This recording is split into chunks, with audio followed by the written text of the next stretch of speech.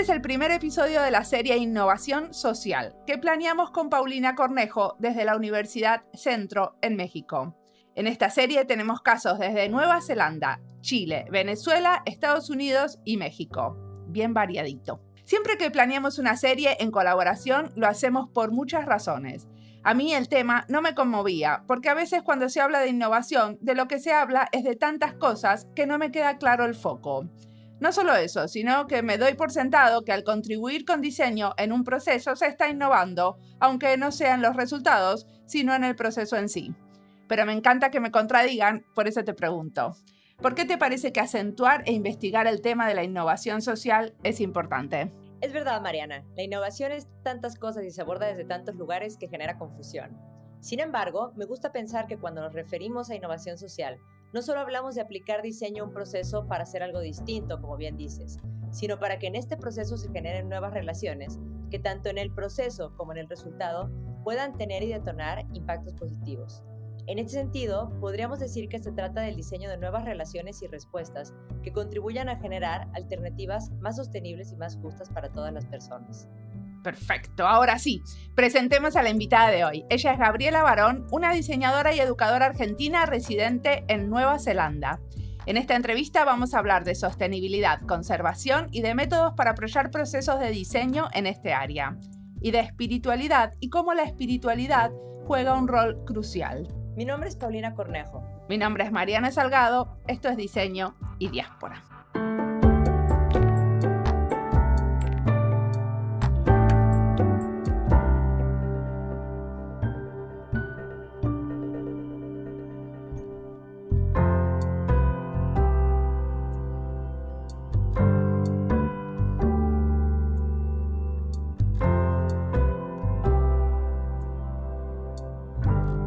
Notas en el archivo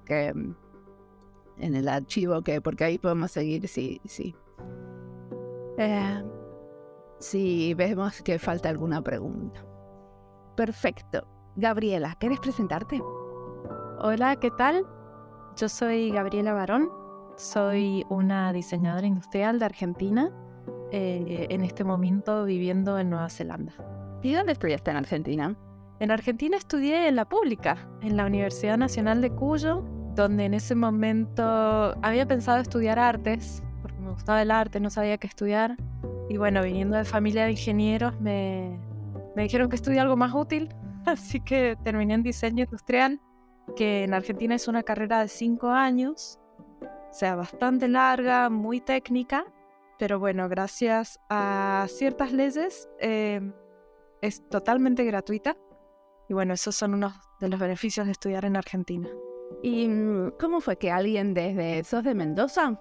Bueno, he tenido el privilegio de viajar mucho en mi vida. Nací en Córdoba, viví muy poquito en Córdoba, así que no me considero cordobesa. Y después me crié en Bariloche, en el sur de la Patagonia Argentina, mientras mi papá estaba haciendo su carrera de grado ahí. Y después se mudó a España a hacer un doctorado con toda la familia, así que vivimos en España casi 4 años.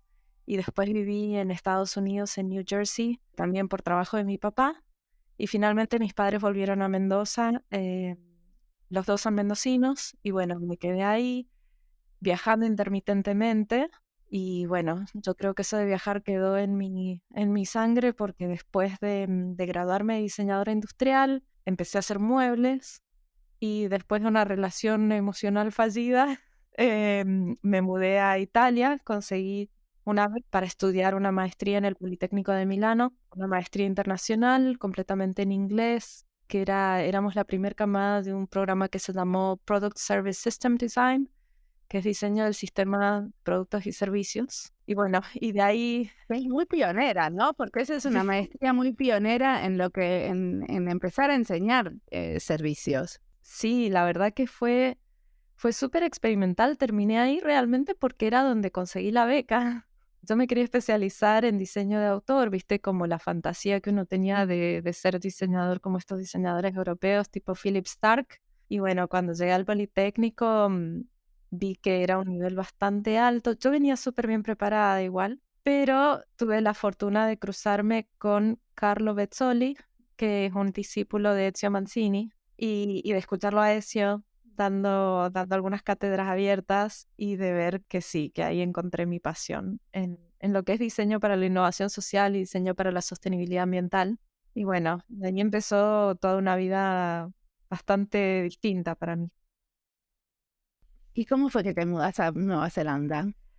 Bueno, siguiendo la historia, después de Italia me quedo trabajando ahí un tiempo, pero en ese momento Italia estaba bastante mal para conseguir trabajo bueno, no veía muchas salidas, todavía el tema de la sostenibilidad era más o menos nuevo y decido volver a Argentina porque en ese momento habían unas becas muy buenas con ISET para hacer doctorado. Entonces aplico la distancia y resulta que me sale la beca, que era rarísimo porque son unas becas súper técnicas que generalmente van a las disciplinas STEM y salió para diseño.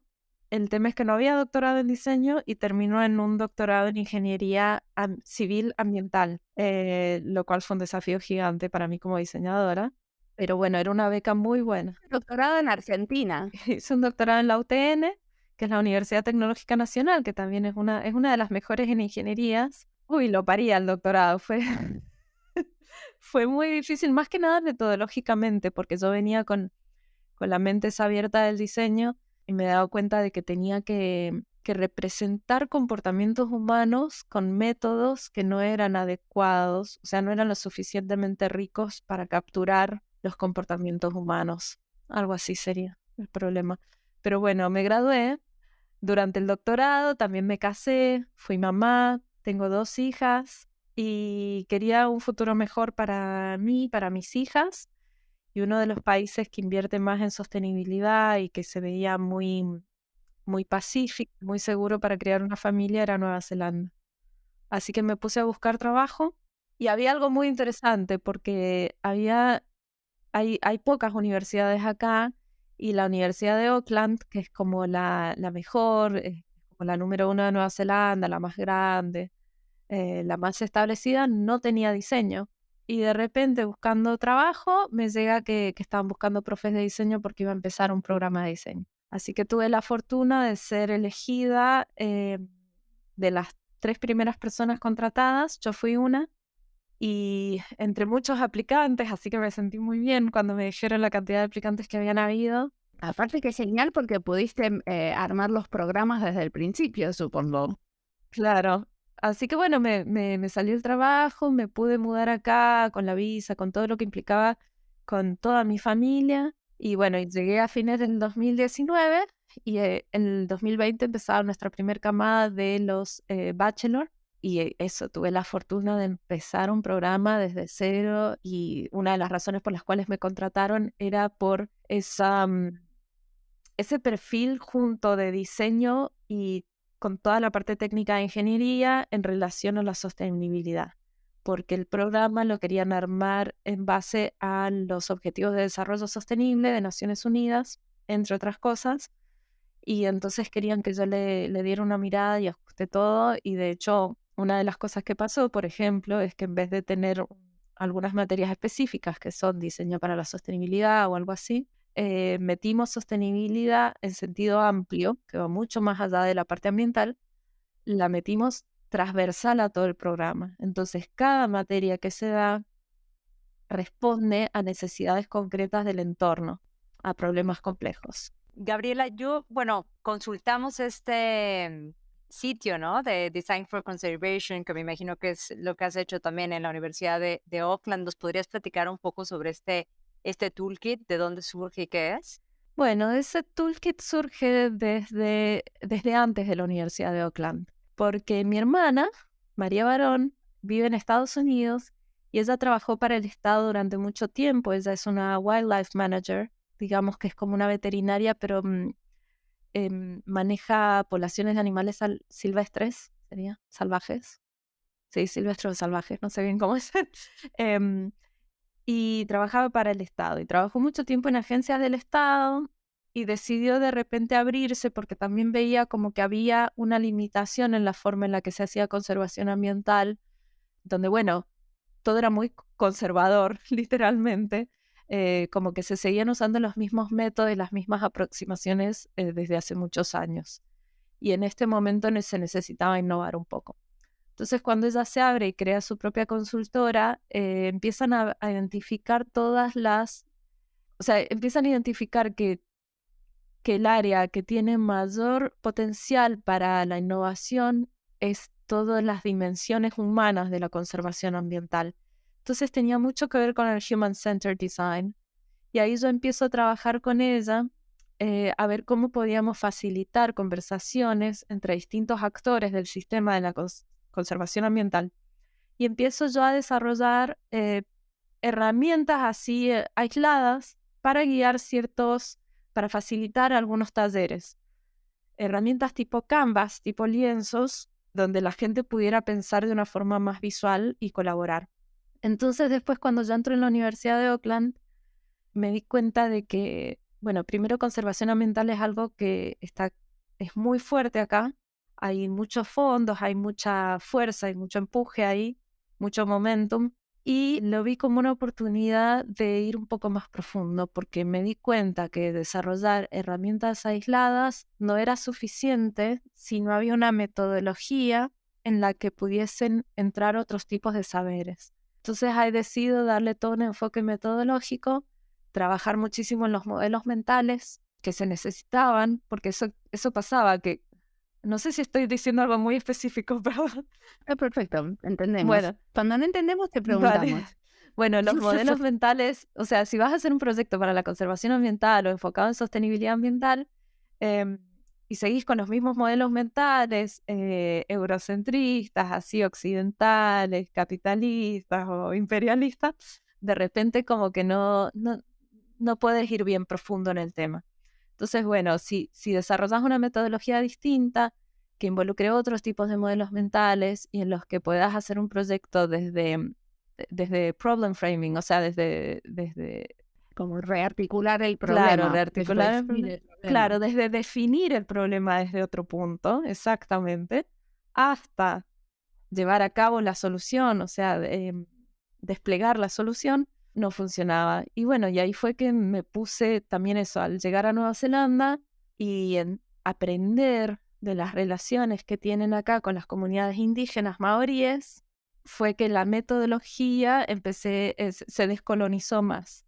Como que yo tuve más coraje de romper un poco los esquemas metodológicos y agregar cosas como, no sé, desde meditaciones que hacen mis alumnos antes de encarar un proyecto ambiental, hasta tomar, por ejemplo, el storytelling, digamos, las historias tradicionales, como fuente de información rigurosa. O sea... ¿Y esos son los modelos mentales? No, esos son, bueno, los modelos mentales que desarrollé, que están capturados en una serie de cartas pequeñas, son modelos en donde vos tratás de que todo el equipo esté más o menos en la misma página. Entonces, por ejemplo, habla sobre la humildad, la forma en la que vos te posicionas frente al universo, frente a un trabajo. Entonces, por ejemplo, hay uno que es humildad, otro es balance. Balance es súper interesante porque trabajamos con el femenino y el masculino a nivel metodológico también. Entonces, bueno, el masculino es poder hacer las cosas, desarrollarlas, tener la capacidad de hacerlas tangibles, y el femenino es toda la parte por ahí más intuitiva, es la parte que no se ve, en la que trabaja mucho la empatía, en la que se va un poco más lento y se establecen relaciones más profundas. Entonces son así modelos que si vos lo pensás en relación a un proyecto, puedes aplicar a ver cómo se relaciona esto con mi proyecto. Entonces balanceas hacer con relacionarse, con ser, con otras cosas más intangibles. Y sería, por decirlo, como la incorporación de estos modelos mentales al pensamiento de diseño. Claro. Sí, viste como en el design thinking, por ejemplo, en los métodos de IDEO, dicen, hay uno que se llama embracing ambiguity, tipo hacerse amigo de la ambigüedad, o estar cómodo con lo que es failure, con lo que es fallar. Entonces, la idea era decir, bueno, ¿dónde nos queremos parar para enfrentar un proyecto así? Los modelos mentales ayudan a que todo el equipo experimente o al menos pruebe estar parado desde un punto de vista distinto, donde, por ejemplo, las ganancias materiales no tienen tanto peso en un proyecto. ¿Y qué resultados te ha dado esta metodología? Todavía la metodología sigue siendo experimental. En verdad, la hemos usado durante 2 ciclos completos en una materia en la Universidad de Auckland y después la he usado con otros grupos donde no he podido hacer desde el problem framing hasta deploying solutions, que es como ya tratar de poner a prueba las soluciones. Mucho de eso es por el COVID, que no pude hacerlo, pero después porque se requiere un compromiso, no sé, de hacer un taller de al menos una semana a tiempo completo. Con mis alumnos los resultados de la metodología han sido muy, muy buenos. Una de las cosas que hacemos es trabajar interdisciplinariamente con distintos actores del sistema, stakeholders. En el primer ciclo, por ejemplo, trabajamos con un foro que se dedica a desarrollar leyes para el Golfo de Hauraki, que es la zona, es como un área marítima, que es la que estás en contacto con Auckland, la ciudad donde está la universidad. Después trabajamos con una persona que había hecho muchas consultas comunitarias, entonces teníamos muchísimos datos, mucha información sobre qué es lo que la gente espera. Pero me contés esto del Golfo, por ejemplo, porque a mí siempre me gusta ir a un proyecto como muy profundamente. Cuando trabajaron con estas leyes para el Golfo, ¿a qué leyes se refieren? ¿Qué es lo que hicieron? Bueno, el Golfo de Hauraki es el área marina que baña las costas de Auckland y un poco más al norte. Es muy interesante porque esta zona, la soberanía sobre las zonas de agua, la tienen las tribus maoríes, lo que serían las iwi acá. Entonces se ha establecido un foro para el Golfo de Hauraki, que es un organismo como gubernamental, que trata de tomar decisiones de una manera horizontal, teniendo en cuenta otros saberes y otro tipo de formas de ser y de hacer que están en coincidencia con el conocimiento maorí. Esta zona marítima está bastante degradada. Hay muchísimas razones por las cuales está degradada.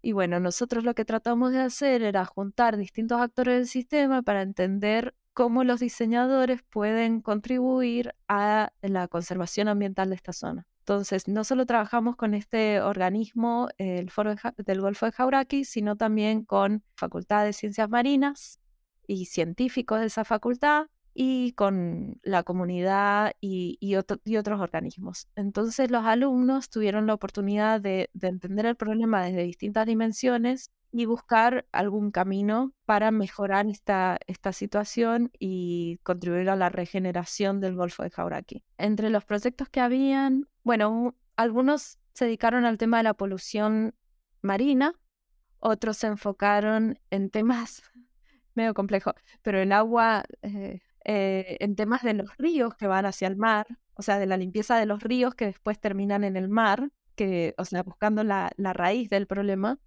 Otros se enfocaron en la contaminación de luz que hay en la ciudad, que eso afecta a un montón de aves que viven en el Golfo. Y otros se enfocaron, uno súper difícil que era sobre las almejas que filtran el agua y en general mejoran el ecosistema. Uno de los proyectos que a mí más me gustó, porque a todo esto yo también soy buzo, por eso elegí también los ambientes marinos, soy buzo profesional. Entonces uno trataba de entender la contaminación de plásticos en el mar, pero a nivel de lo que son las redes fantasma.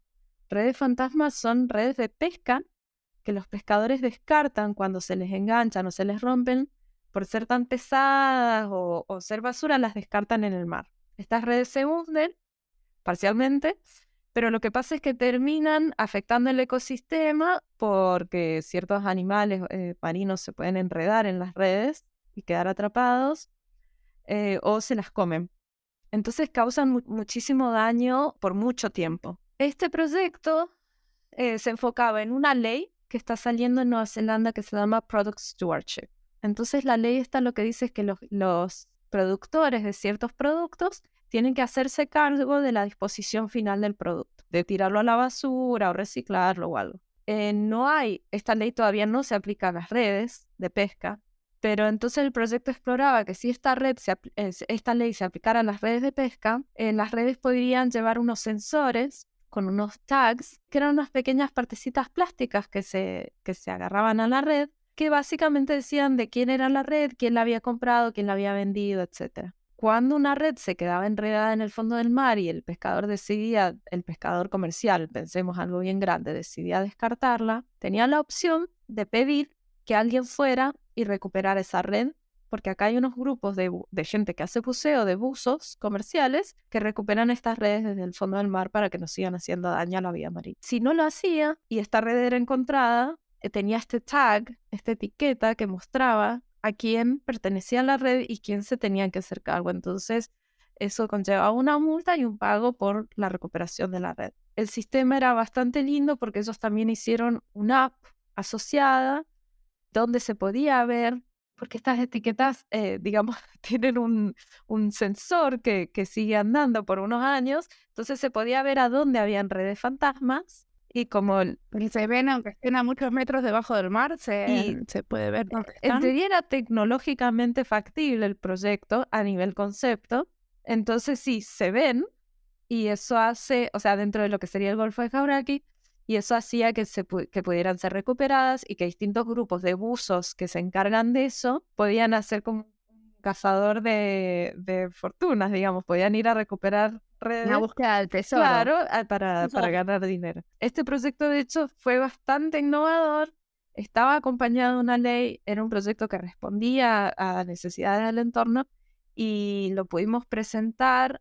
o sea, tuvo interés por parte del Fórum del Golfo de Jauraki y lo presentamos ahí y, bueno, siendo que hay tomadores de decisiones, hay políticos que van a este foro, etcétera, se espera que también los proyectos, más allá de que son de un bachelor de diseño, tengan un impacto más allá del aula.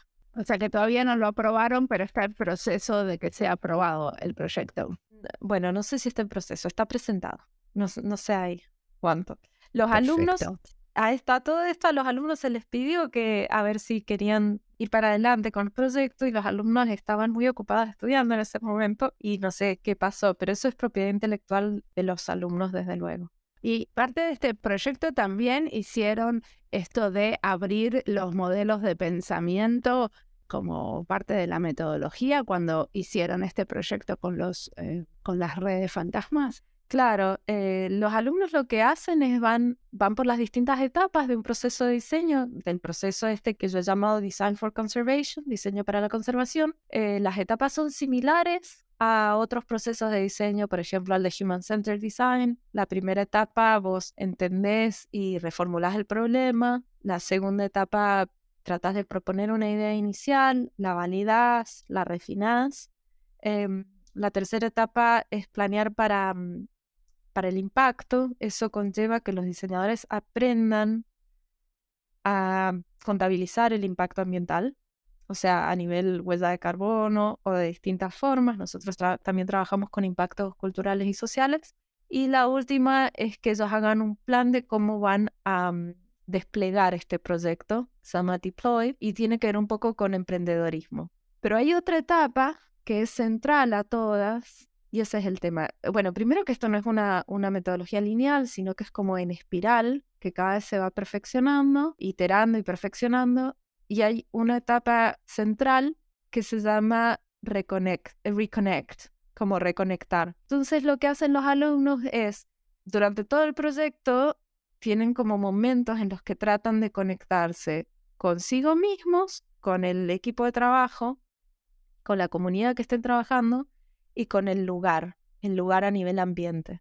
Entonces, en esta etapa Reconnect, ellos vuelven a los modelos mentales y la usan como una estrella guía para asegurarse de no perder el rumbo de cuáles eran los valores iniciales por los cuales empezaron el proyecto, cuáles eran los objetivos iniciales y que no se hayan ido por ahí tentados de una solución que sea más fácil, o otra que sea económicamente más atractiva, u otra que ¿Cómo por se ahí dan no cuenta respete. de eso? La idea es que en la etapa Reconnect ellos usen distintas herramientas y bueno, yo he propuesto ahí varias, las pueden encontrar en la página web de Design for Conservation, pero también pueden haber herramientas distintas. Y una de las cosas que a mí me ha pasado acá es que con distintos grupos culturales indígenas nos hemos dado cuenta de que hay otros métodos de reconectarse. Por ahí, viste, hay algo que se llma Talanoa, que es una metodología, está aceptada como metodología en la Universidad de Auckland, que es de tener una conversación más profunda y relajada. Esta metodología viene de las islas del Pacífico y básicamente es como por ahí juntarse a tomar mate.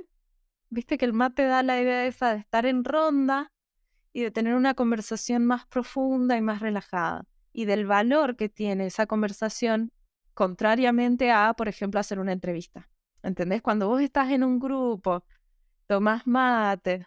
Y como creación de vínculo, ¿no? También. Claro. Entonces, por ejemplo, Talanoa es una que no está ahí, pero que a veces lo hacemos. Otra de las cosas que hacemos es, decimos como algo así como una oración antes de trabajar, que eso es muy maorí y se usa muchísimo en la universidad en las reuniones. Entonces hacemos una oración donde le pedimos a los dioses que nos acompañen, le agradecemos a la Madre Tierra, al medio ambiente natural. Después hay otras cosas que hacen los maoríes que son como waiata, se llama, que son canciones, que también es como que agradecen. Y al cantar todos juntos es como que rompes el hielo, no sé, te conectas con una parte tuya, que es la parte que te hizo querer dedicarte a la sostenibilidad ambiental, querer ayudar a hacer este mundo un lugar mejor. Y como que esa pasión y esa voluntad tiene un lugar muy fuerte en esta metodología. Se le da el lugar que merece. Bueno, tiene que ver con la espiritualidad relacionada a lo sostenible, ¿no? Exactamente. Es como una dimensión espiritual que hasta ahora por lo menos yo que entrevisto a muchas diseñadoras, hasta ahora no había aparecido esta espiritualidad. Y aparece como parte de la metodología y aparece también siempre en el trabajo con las comunidades, o también es algo que hacen solamente entre los alumnos. No, desde luego, si trabajamos con las iwi, que son las tribus maoríes, nosotros tenemos que seguir protocolos maoríes.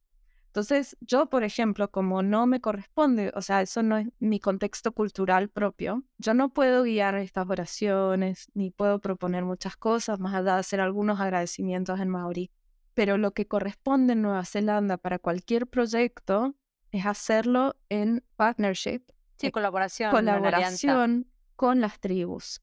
Por cómo es Nueva Zelanda, por un montón de cosas históricas que están pasando acá. Entonces, habría que hacerlo siempre. Y la fortuna que estamos teniendo este año es que estoy trabajando ya con una académica maorí que ya nos está guiando. Otra de las cosas que van a encontrar, por ejemplo, en el website, es que en esta etapa de reconexión, Eila Joeta, que ella es maorí de la iwi Waikato Tainui, que es de una tribu específica. Ella trabaja mucho con el Maramataka, que es un calendario lunar, un calendario medioambiental maorí tradicional. Y esto viene, entonces ella nos ayuda a alinearnos al ambiente, básicamente seguir la ciclicidad y seguir en la naturaleza, no ir en contra de las leyes de la naturaleza. Les doy un ejemplo concreto. Por ejemplo, la luna rige las mareas, ¿no? Y rige el agua. Y nosotros tenemos mucho contenido de agua adentro. Entonces hay momentos en los que hay mucha energía y momentos en los que no. Bueno, las mujeres sabemos que seguimos los ciclos de la luna de una forma más evidente a través del ciclo menstrual, pero esto afecta a cualquier ser vivo, a las plantas y a todo lo que habita en nuestra tierra.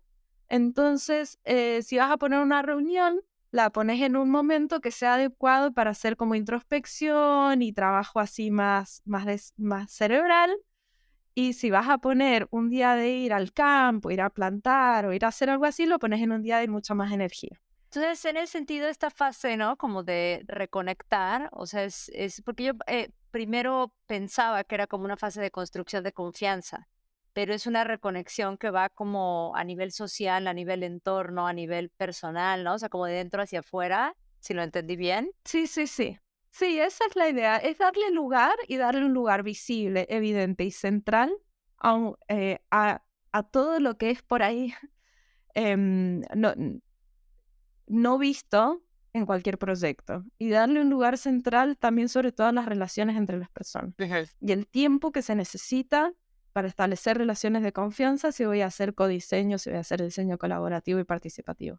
Esto no quiere decir que a la metodología le falte rigurosidad, porque si yo les enseño, tienen que hacer huella de carbono, tienen que hacer un montón de cosas, los pobres, mucho de emprendedorismo, o sea que los proyectos son viables económicamente, son factibles tecnológicamente, pero lo que faltaba era que estuviesen alineados a una, yo no sé si quiero decir espiritualidad, pero sí a una dimensión humana que nos hace, que nos llama a nivel pasión, ¿no? A decir, bueno, quiero hacer esto, lo hago con esta gente, me llevo bien con esta gente, tengo que el proceso sea una experiencia transformadora para todos, que ya el proceso haya valido la pena, que hayamos creado un nuevo grupo que ya puede trabajar juntos, aunque hablemos distintos idiomas a nivel cultural, ¿no? Totalmente. Y que al final vamos a hacer algo que va a tener efectos en el mundo y en la realidad y en el entorno y que pues nos va a afectar a todas las personas. Oye, a mí me llama la atención otra cosa también del modelo, del método, es esta parte del impacto, un término que utilizas, o más bien una fase, que es el canvas de los efectos indeseados o de los unintended, ¿no? Effects. Yo no había visto un canvas de efectos indeseados y me encantaría que ahondaras un poco sobre eso porque creo que es algo súper importante. Bueno, esa es otra de las herramientas que proponemos y la idea es que se arme como una discusión y una ideación en base no solo a los efectos, a los impactos, que sí querés tener impactos positivos, sino también a los posibles impactos negativos. Pasa mucho que uno se enfoca en lo que quiere que sí pase y a veces resulta una sorpresa cuando hay algo que uno no esperaba.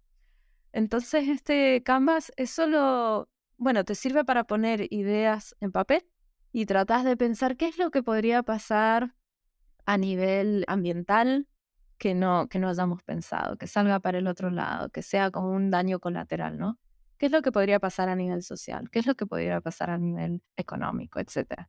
Eso te ayuda a, si hay algo que vos puedas cambiar durante la etapa de proyecto, a definitivamente arreglarlo y cambiarlo para que ese impacto no deseado no ocurra, y después a identificar otras cosas que por ahí ya son como colaterales, que son externas al proyecto en sí, pero que pueden salir mal, pero bueno, que estés atento para al menos monitorearlo y por ahí crear las condiciones o crear un sistema de responder a un efecto indeseado. Entonces que un proyecto no termine una vez que vos ya lanzás el proyecto y lo haces real, sino que haya fondos o el grupo de gente o algo que monitoree si algo está pasando que no se planeó y un mecanismo para abordar ese problema.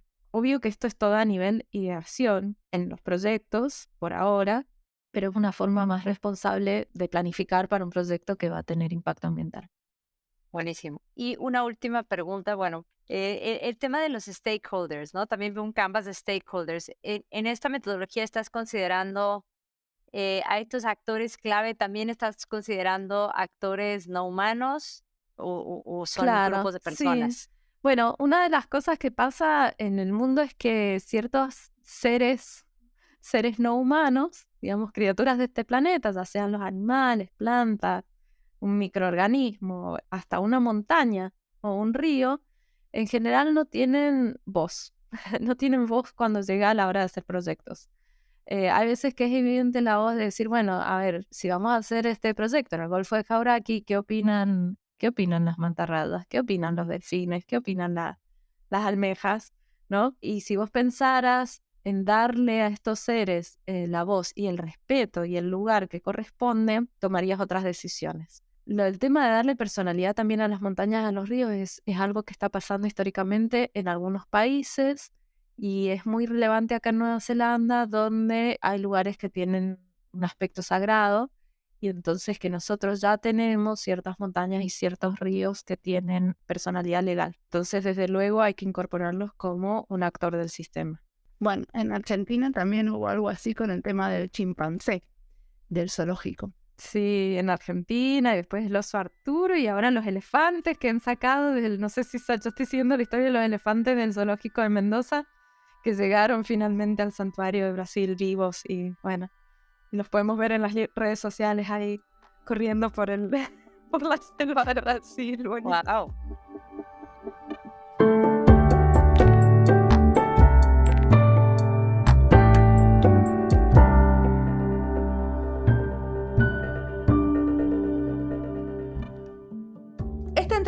parte de las listas: diseño sostenible, Argentina y diseño, Nueva Zelanda y diseño, innovación social y educación en diseño. Cuando Gabriela dice que tuvieron que desarrollar una metodología para poder profundizar en el tema, me deja pensando. Muchas veces las diseñadoras usamos alguna herramienta que sabemos que no funcionó. La ajustamos y la implementamos.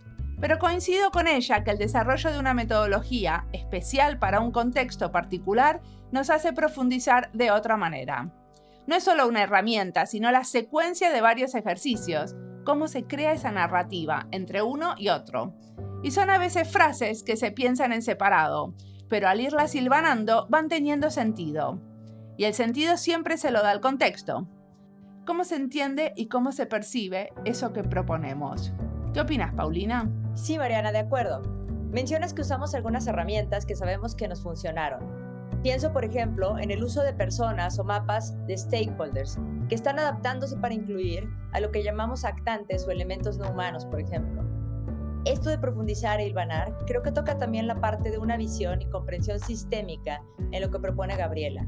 Esa interacción entre personas y entorno que debería llevar a la generación de ideas y propuestas mucho más conscientes de su impacto y que sean sostenibles. Me encanta que estamos muy de acuerdo.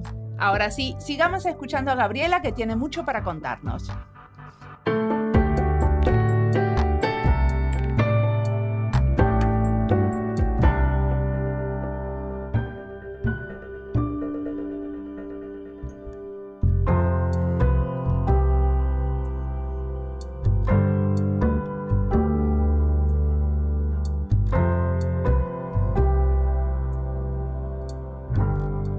Decime, ¿y cómo te parece que uno puede entrenarse en esta metodología? Bueno, la idea de la metodología originalmente era que estuviese todo así transparente, abierto y disponible para cualquier persona que lo quiera usar. Yo soy académica, ¿no? Y mucha de la gente que colabora conmigo. Entonces nosotros lo pusimos ahí online pensando, bueno, cualquiera lo puede usar, pero después vemos que se requiere cierto nivel para llegar a entender cómo usar esta metodología. Como todo lo que es pensamiento de diseño, cualquiera puede pensar como diseñador y cualquiera podría liderar un taller, pero obviamente hay una diferencia entre cualquiera o una persona que está, o un diseñador profesional que está especialmente entrenado para facilitar un taller y guiar un grupo de diseño participativo. Entonces, lo que yo he visto es que la mayoría de la gente que lo está usando a la metodología o buscan herramientas específicas y las meten dentro de un método de diseño tradicional que ellos estén usando, o les cuesta mucho seguir la metodología desde el principio hasta el final, aprovechando todas las bondades de la metodología. Si no es un ámbito académico, es difícil que un grupo de gente que hace conservación ambiental se meta tanto en esto. Entonces, la idea era que el próximo paso sea dar algunos talleres de cómo usar esta metodología. Eso sí va a tener que tener algún aspecto comercial. Y bueno, Resolve Conservation, que es la consultora que tiene mi hermana en Estados Unidos, estaba pensando en usarla. La verdad es que todos tenemos mucho trabajo, no sabemos bien cómo hacerlo. También pensamos en hacer algún curso online. Una de las cosas que estoy haciendo yo en este momento es grabar videos que expliquen, como videos tutoriales que expliquen cómo usar cada herramienta, porque aprender por un video es mucho, mucho más fácil que leerla y como que tratar de agarrarle la vuelta al canvas, digamos, al lienzo solo. Claro. Entonces, unos videos así, de todos así. Y entonces ahora esto me da pie para hablar del futuro. ¿Qué cosas te parece que van a pasar en el futuro? ¿Qué cosas... ¿Cómo querés que todo esto evolucione? El proyecto de Design for Conservation. Sí, el de diseño para la conservación. Bueno, el proyecto en el paso que estamos ahora es el de hacer los videos y estoy escribiendo algunas publicaciones, digamos, para revistas científicas, que es lo que espera la universidad después de haberme dado los fondos. Estoy en ese proceso y ahora vamos a empezar también una colaboración con la parte de turismo para hacer turismo regenerativo para Nueva Zelanda, con los alumnos también, de usar esta metodología. Y no sé, la verdad es que no sé, me gustaría poder tener el tiempo de juntar feedback de la gente que lo está usando y que lo ha bajado y entender qué funcionó, qué es lo que no le funcionó, etc. Por otro lado, yo creo que la gente que facilita instancias colaborativas usando metodologías de diseño, en general tiende también a remixar y a usar partes de una metodología y partes de otra, y eso está perfecto, no me parece nada mal. Una de las cosas que se esperaba en el proyecto era que distintas personas agregaran herramientas para cada una de las etapas, por ejemplo, como esa del Maramataka, que es el calendario lunar, que lo agregó Eila. No sé si va a seguir mucho por ese lado, pero bueno, también una de las cosas que estoy aprendiendo desde que llegué acá y desde que hago estos proyectos y me alineo con los mindsets, con los modelos mentales, es a dejar que me guíe el proceso, como a fluir un poco. Te digo que yo soy súper cerebral, así que estoy aprendiendo a fluir y a ver a dónde van las cosas, porque lo que yo había planeado a veces no se da como yo lo había planeado y bueno, después del COVID y todo, muchas cosas no me salieron como yo quería. Entonces, bueno, a fluir un poco y ver cuál es la demanda y adaptarnos, como los diseñadores siempre hacemos. Gabriela, ¿y alguien que quiere sumarse, aplicar la metodología, darte feedback, cómo le hace? Se puede inscribir al newsletter, me puede escribir a mí. O sea, lo más fácil es escribirme a mí y yo puedo, desde luego, apoyar a esa persona. Y a cambio me encantaría recibir un poco de feedback y que me cuenten la experiencia. Otra de las cosas que también estoy viendo es de escribir un libro con toda esta metodología y las herramientas, porque hay mucho material, entonces puede llegar a ser que eso pase. No tengo tiempo, pero si cualquiera se puede sumar, me encantaría. Si se puede sumar gente de habla hispana que tenga ganas de traducir todo, porque eso es otra de las cosas, está todo en inglés, lo cual para mí es una pena, siendo que vengo del sur global. Y también se puede empezar con un taller en español. Pues desde luego, sí, talleres en español, me encantaría verlo. De hecho, he tenido muy buena recepción. Yo colaboro con algunos grupos de investigación en Argentina convocados por la Universidad de Palermo y sé que algunas personas estaban interesadas en aplicarla. Totalmente. Y si queremos leer, escuchar, mirar más de todo esto, ¿qué nos recomendás? Mira, una de las cosas que me pasó a mí era que yo sabía yo venía formada en sostenibilidad, siendo que venía de la rama esa de Betzol y Mancini, de innovación social, de la parte técnica de la sostenibilidad ambiental. Y cuando me meto en conservación ambiental, yo pensé que era lo mismo, y son cosas muy distintas. La conservación en general está en el reino de la ciencia, de la conservación de biodiversidad, y es lo que hacen los científicos, lo que hacen los biólogos, etc. Entonces realmente no hay, yo que sepa, no hay muchos libros que mezclen metodologías de diseño con conservación ambiental. Lo único que he encontrado es gente que utiliza design thinking, entonces utilizan algo así como un human-centered design para algún proyecto de conservación, así con las mismas herramientas que viene el human-centered design tradicional. Hay un par de libros muy buenos que es sobre descolonizar metodologías. Hay uno que se llama Braiding Sweetgrass, que es un libro escrito por una mujer que es indígena del norte de Norteamérica y que ella hace conservación ambiental. Entonces ella toma la parte espiritual de la conservación ambiental y es hermoso ese libro, Braiding Sweetgrass. Aparte es súper positivo. Otro libro que tengo aquí, bueno, desde luego un súper recomendable porque sumariza un montón de trabajo de mucha gente, como que reúne un montón de trabajos, que es Diseños para el Pluriverso de Arturo Escobar. Y en general por ahí... Nosotros la entrevistamos. ¡Ay, qué lindo! Sí, re lindo.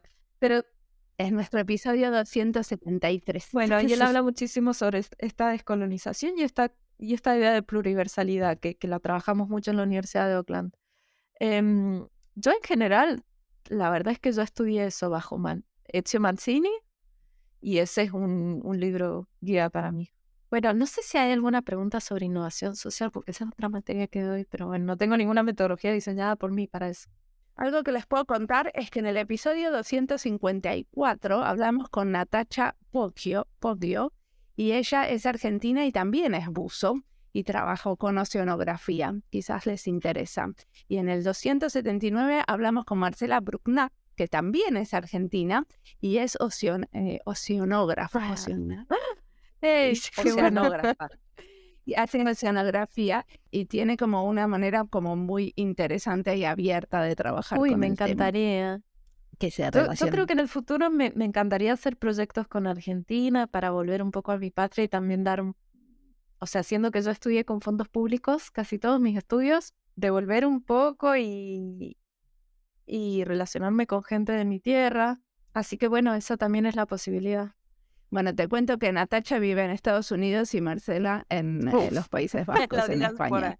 Pero igual, seguro que pueden armar algo Oh, juntas. En la diáspora. No, pero la verdad es que es un temazo. Yo estoy segura que para allá va. Creo que estamos muy necesitados de hablar en español de estos temas. O sea, creo que es importante que a nivel regional también, ¿no? Lo socialicemos y nos conectemos independientemente de dónde estemos físicamente. Yo creo que hay que hacer accesibles estos contenidos y hay que hacer accesibles estas metodologías y bueno, estos contactos y creo que se van a abrir muchas puertas para muchas personas que lo están pensando nada más que no saben todavía cómo hacerlo, cómo resolverlo. Y creo que eso es pues, lo que nos toca hacer, pues como profesionales que estamos en escuelas, en universidades, ¿no? Independientemente de dónde estemos. seguro, sí, sí.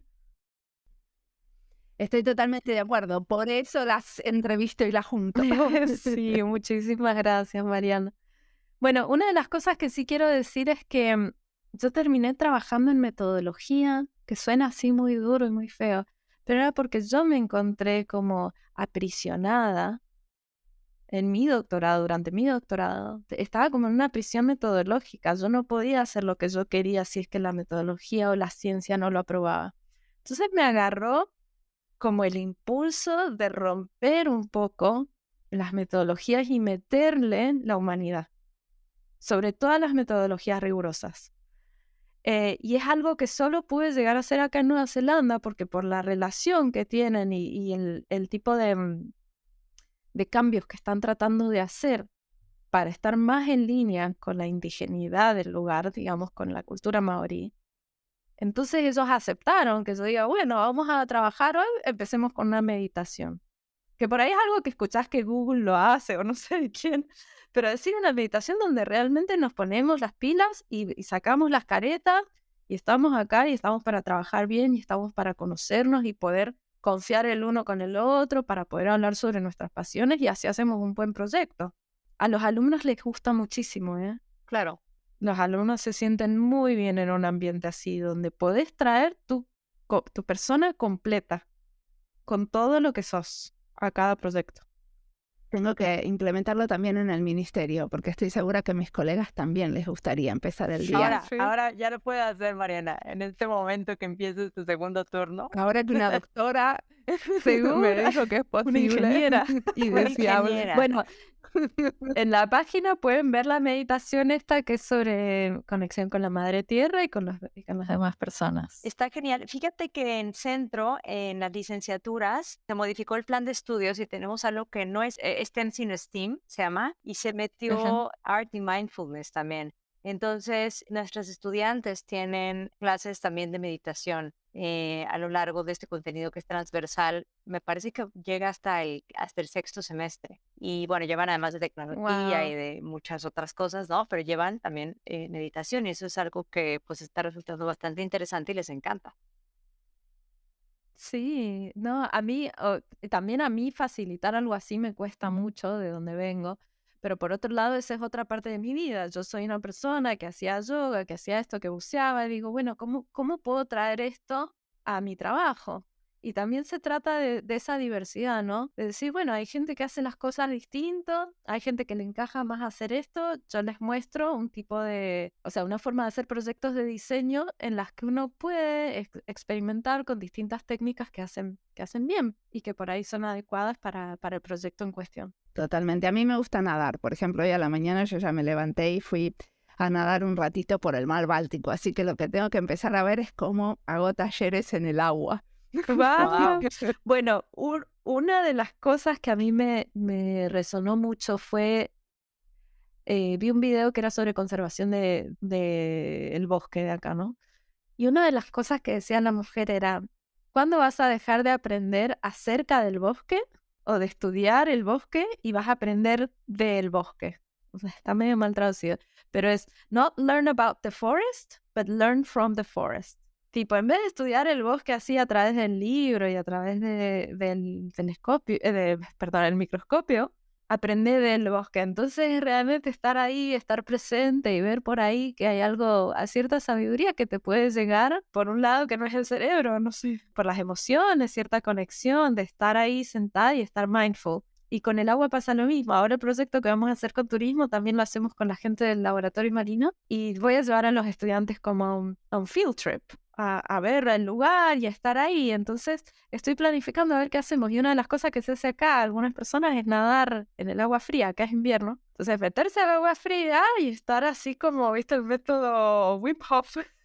Claro, no sabía que en Nueva Zelanda se nadaba en agua fría, porque acá también yo nado todo el año. O sea, hay un motor en el muelle de la playa que está enfrente de mi casa y un motor que rompe el hielo. Entonces en algunos momentos el agujero es bien chiquito.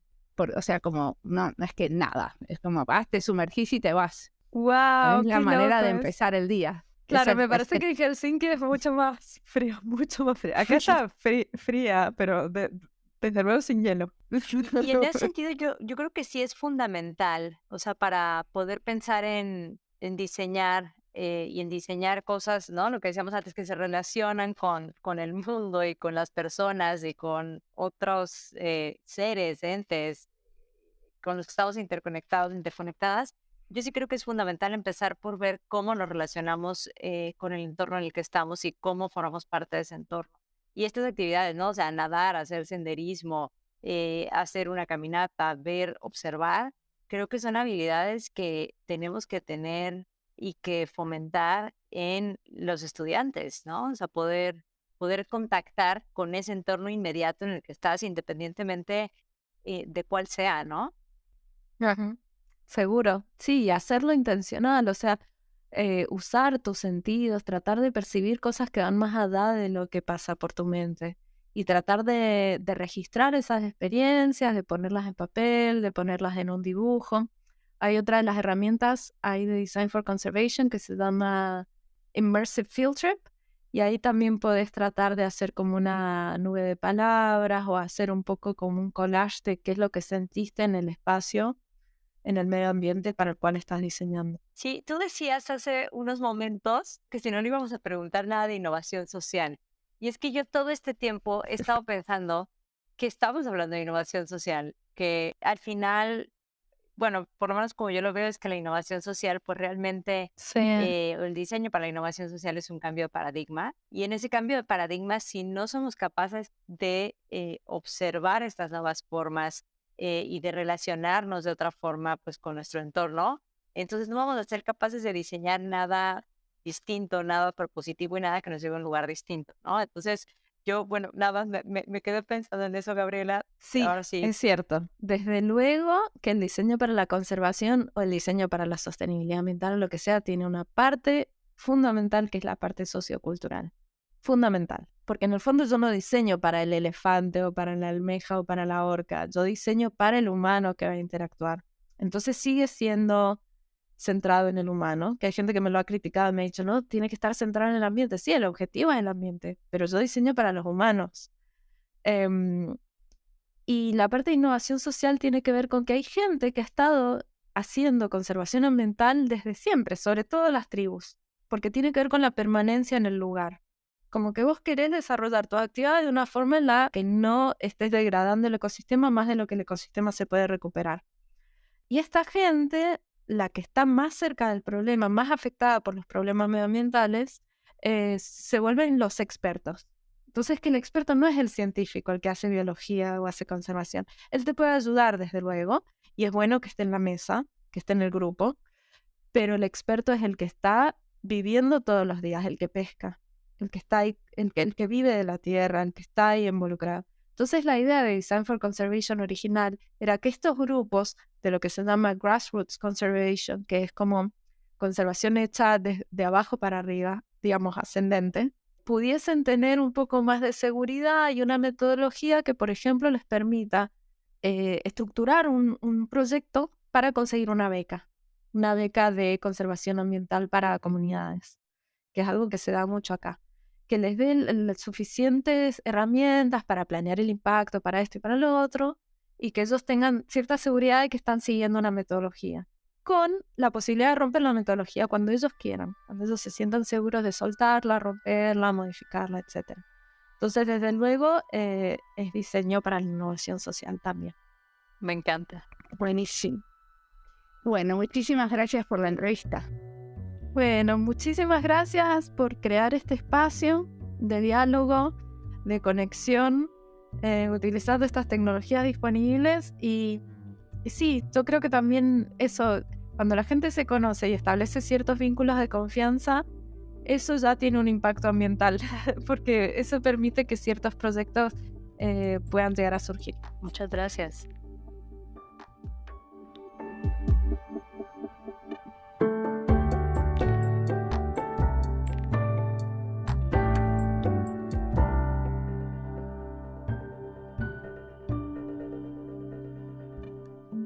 Gabriela nos llama a dejar de aprender acerca del bosque, sino a través del bosque. Hay cierta sabiduría que llega por un lado que no es el cerebro. Con el agua pasa lo mismo, por eso lleva a sus estudiantes a conocer el lugar.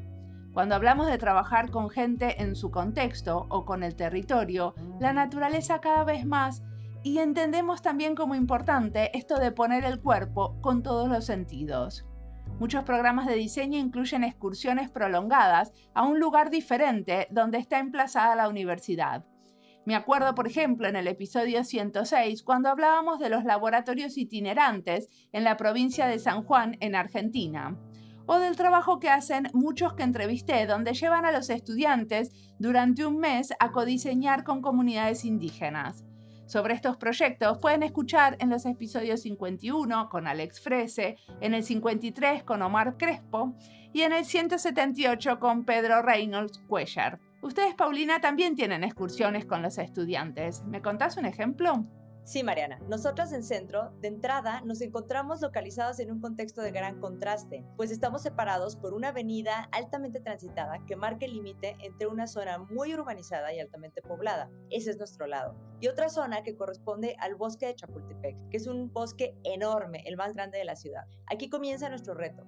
Familiarizarnos con el contexto inmediato, explorarlo, mirarlo, vivirlo. En una ciudad como la de México a veces es difícil. Trabajamos no solo con estudiantes, sino con docentes, personal, vecinos.